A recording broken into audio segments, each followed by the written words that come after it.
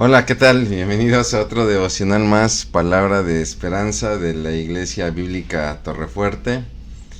En este ya 29 de febrero, este año toca año bisiesto. Damos muchas gracias a Dios por sus bendiciones. En lo particular, esta fecha es muy importante para mí. Esta fecha que se da cada 4 años es muy importante para mí. Y discúlpeme, me voy a tomar el atrevimiento, pero quiero enviarle un fuerte y un caluroso abrazo a mi señora madre, porque hoy es su cumpleaños. Mamá, Dios te bendice mucho. Doy muchas gracias a Dios por tu vida. Ahorita todo Huamantla está de fiesta, porque hoy cumples otro año más. Y bueno, en tu caso eres especial, porque tú cumples cada 4 años, entonces felices 18 años. Que Dios te bendiga mucho.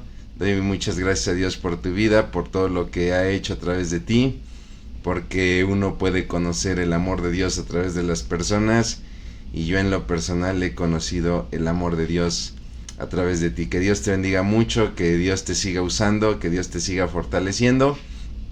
Y bueno, al ratito ahí te caemos con un pastelito, te llevamos un pastelito. Y bueno, pues a todos mis demás hermanos, saludarles. Discúlpenme por ocupar este espacio, pero creo que bien lo vale. Y bueno, yo quiero que me acompañen este día ahí en la palabra de Dios. Hoy vamos a leer un pasaje de Romanos, el capítulo 5 de Romanos, los primeros 5 versículos del capítulo 5 de la epístola a los Romanos, donde recuerde, estamos meditando acerca de la serie El verdadero discípulo. Y el domingo pasado nuestro pastor Arturo Muro nos hablaba acerca de que un verdadero discípulo persevera.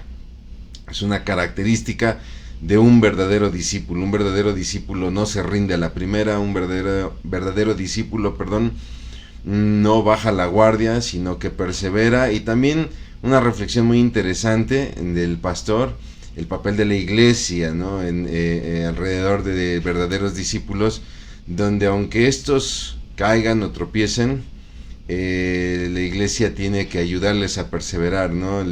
Hacía la analogía con un ejército, donde decía, cualquier ejército en el mundo ante un compañero caído lo ayuda, lo cobija, ¿no? Lo rescata. Y sin embargo a veces la iglesia hace todo lo contrario. Ante un compañero caído, pues muchas veces dispara el tiro de gracia, ¿no? Entonces hoy vamos a hablar un poquito acerca precisamente de la perseverancia y de cómo un buen discípulo, un verdadero discípulo, persevera. Yo ya tengo por aquí saluditos, quiere decir entonces que todo esto corre muy bien. Pues de este modo entonces, si me lo permite, voy a hacer una breve oración y realizaremos la lectura del pasaje en el cual meditaremos hoy. Vamos a orar. Mi bendito Dios Padre, cuántas gracias te damos, Señor, por tu bendición, Padre. Estamos vivos, Señor, estamos sanos, estamos completos, pero lo más hermoso, y no nos cansamos de decirlo, te tenemos a ti. Tú eres nuestro Dios. Tú nos escogiste, Señor, no nosotros a ti, Padre. En tu bendita misericordia tú nos escogiste, y no dejamos de dar gracias a Dios por tu palabra, por el regalo de tu palabra, Señor. Ayúdanos, Padre, a meditar en ella, y no solamente llevarnos algún conocimiento, sino llevarnos una palabra de esperanza para nuestras vidas, y de esta manera glorificar tu nombre. En lo personal, Padre, te quiero dar gracias por otro año más de la vida de mi madre. Bendícela, Señor, a todos aquellos que estén cumpliendo años hoy, Padre, bendícelos, y no dejamos de orar por aquellos que están padeciendo, que están sufriendo, que están angustiados. Padre, sé tú socorriendo, Padre, en el nombre de Cristo Jesús, amén. Muy bien. Bueno, pues vamos entonces a lo que sería el pasaje. Yo lo tengo aquí, es Romanos capítulo 5, versículos 1 al 5, y dice así: por lo tanto, ya que fuimos declarados justos a los ojos de Dios por medio de la fe, tenemos paz con Dios gracias a lo que Jesucristo nuestro Señor hizo por nosotros. Debido a nuestra fe, Cristo nos hizo entrar en este lugar de privilegio inmerecido, en el cual ahora permanecemos, y esperamos con confianza y alegría participar de la gloria de Dios. También nos alegramos al enfrentar pruebas y dificultades, porque sabemos que nos ayudan a desarrollar resistencia, y la resistencia desarrolla firmeza de carácter, y el carácter fortalece nuestra esperanza segura de salvación. Y esa esperanza no acabará en desilusión, pues sabemos con cuánta ternura nos ama Dios, porque nos ha dado el Espíritu Santo para llenar nuestro corazón con su amor. Muy bien, bueno, pues rápidamente hablar de esta carta. La carta a los Romanos es una carta dirigida precisamente a cristianos que se congregaban en casas, en sus hogares ahí en la ciudad de Roma. Una carta escrita alrededor del 57 después de Cristo, donde Pablo está finalizando su tercer viaje misionero. Se lo escribe a cristianos congregados en una ciudad que es nada más y nada menos que la capital del imperio, ¿no? Una ciudad que gozaba del esplendor, pues por sus éxitos militares, por sobre todo este sistema político y judicial que habían desarrollado, ¿no? A diferencia de otros pueblos que de hecho hasta los consideraban bárbaros por todavía ser tan tribales en su forma de gobierno, ¿no? Roma contaba ya con un senado, ¿no? Entonces, de la mano del emperador había un grupo llamado el Senado que ejercía la justicia. Pero lo cierto es que también, al mismo tiempo, la ciudad sufría de alta corrupción, de un alto grado de corrupción, ¿no? Es así que, bueno, no sabemos a ciencia cierta cómo es que llegó el cristianismo a Roma. Algunos dicen que fue gracias a Pedro, que Pedro es el primer cristiano que ministra en Roma, pero sabemos que el emperador Claudio ya había condenado a cristianos antes de que Pedro llegase a Roma, ¿no? Lo más seguro es que cuando se da la situación en el Pentecostés, donde el Espíritu Santo es derramado y donde muchos cristianos son investidos en el poder del Espíritu Santo y estos salen, ¿no? A predicar como lo establece el Señor Jesucristo ahí en Hechos 1:8, donde dice: por lo tanto me serán testigos.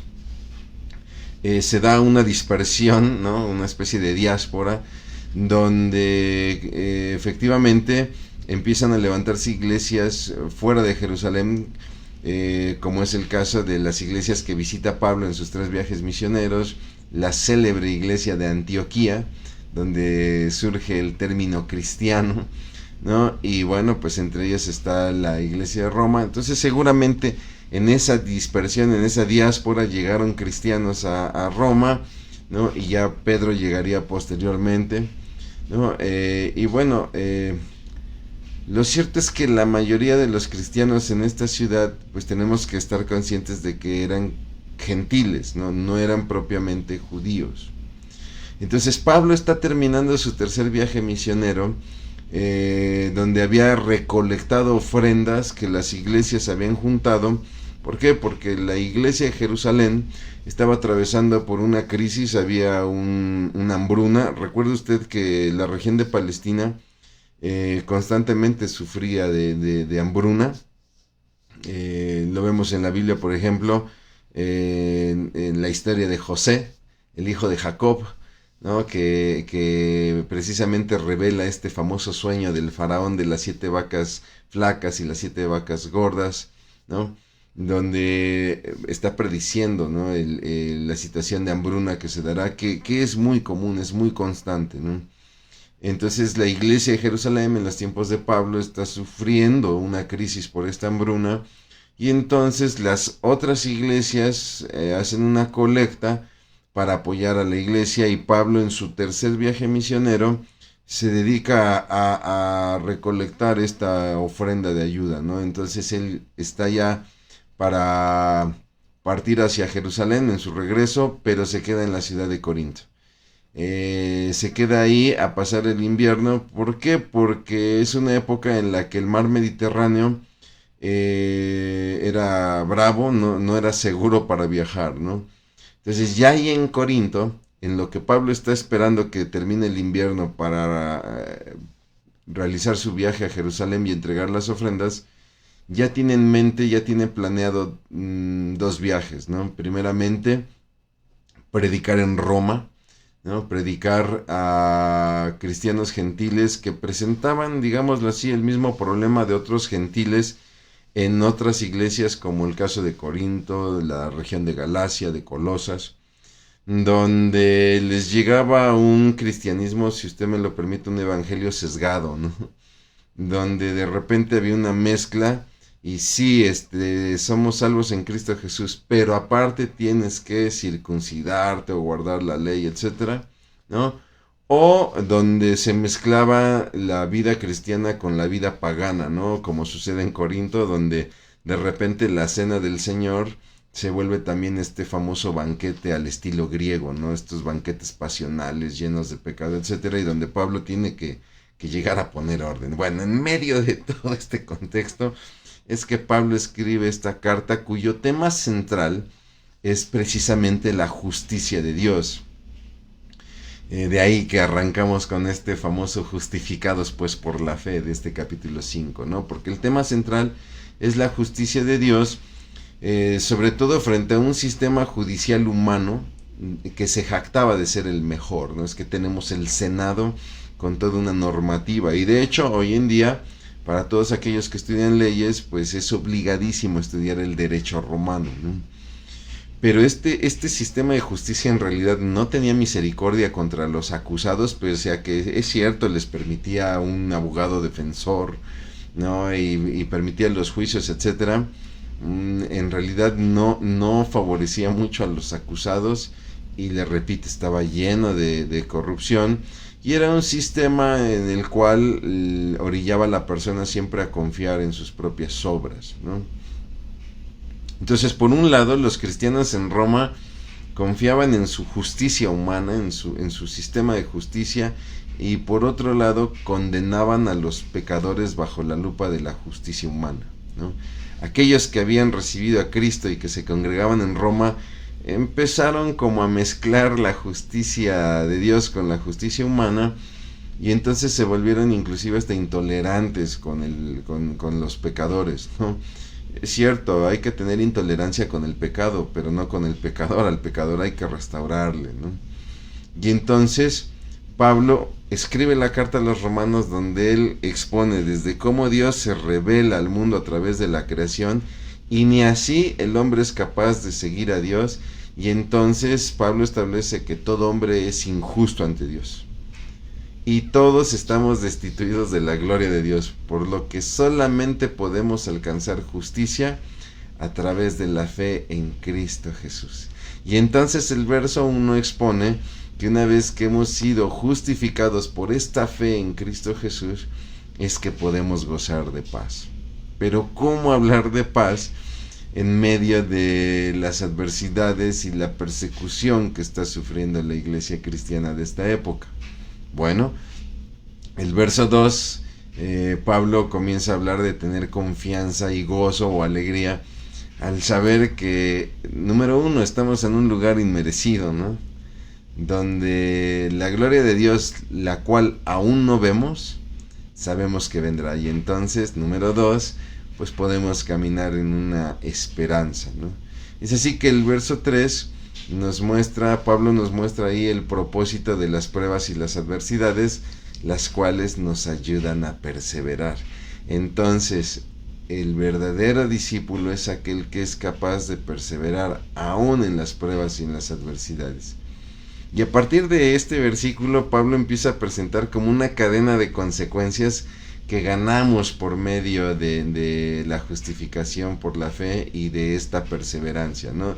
Donde nos dice que las pruebas o la prueba desarrolla paciencia y la paciencia desarrolla el carácter y el carácter desarrolla una verdadera esperanza con la convicción de que esa esperanza de gozar de la gloria de Dios no terminará en desilusión. Muchos tras la persecución habían abandonado el cristianismo porque habían sido desilusionados, y es ahí donde apóstoles como Pedro, como Juan en sus epístolas universales, como el mismo Pablo en esta epístola y en algunas otras, también va a tratar de apuntalar el tema de no desfallecer. Me viene a la mente Tesalonicenses, donde les escribe a los cristianos para que no desfallezcan en su eh, en esta persecución que están sufriendo, ¿no? Es así entonces que, bueno, debemos entender, vámonos por pasos, ¿no? La paciencia. Cuando se habla, por ejemplo, de la paciencia en Dios, se nos dice que Dios es lento para la ira, ¿no? Y ahí nos muestra la palabra, el atributo de Dios como alguien paciente, alguien que es lento para la ira. Entonces, del mismo modo, nosotros, al ser pacientes, tenemos que ser lentos para la ira, ¿no? No tenemos que desesperarnos, pero también tenemos que ser lentos para el desánimo, para la desesperación, en especial en las pruebas, ¿no? Habla del carácter. La palabra carácter era una palabra que se usaba para referirse al grabado que se hacía, por ejemplo, sobre las armaduras o sobre las monedas, ¿no? Cuando le preguntan al Señor Jesucristo a quién había que dar tributo, si a César o a Dios, él, tomando la moneda o pidiendo que se muestre la moneda, él pregunta de quién es la Biblia traduce de quién es la imagen, ¿no? En la moneda, pero en sí la palabra es el carácter, de quién es el carácter de la moneda, es decir, el grabado que está en la moneda, ¿no? Entonces, del mismo modo, nosotros tenemos que desarrollar un carácter en el cual Cristo se vea grabado, se vea reflejado a través de nosotros, ¿no? Así como Jesús pregunta de quién es la imagen de esta moneda, y ellos dicen, pues es evidente, ahí está César, es la imagen de César. Bueno, es interesante que las personas, cuando les preguntemos, oye, ¿de quién es la imagen del hermano Alejandro o de la hermana Saraí o del hermano fulano y tal, etcétera? Pues la gente debiera decir, pues de Cristo, ¿no? Se puede ver a Cristo en ellos, ¿no? Es todo un reto, ¿eh? Esto que estoy diciendo es todo un reto. Es muy fácil decirlo, pero en esa tenemos que perseverar como verdaderos discípulos, ¿no? El carácter desarrollado por la paciencia entonces se da cuando el cristiano es un grabado de Cristo en su vida. Y esto se ve precisamente en el cristiano maduro, aquel que habla, aquel que piensa y aquel que actúa como Cristo. Y entonces viene la situación de la esperanza, ¿no? Dice que la prueba produce paciencia, la paciencia produce carácter y el carácter produce la esperanza. Pero es una esperanza especial.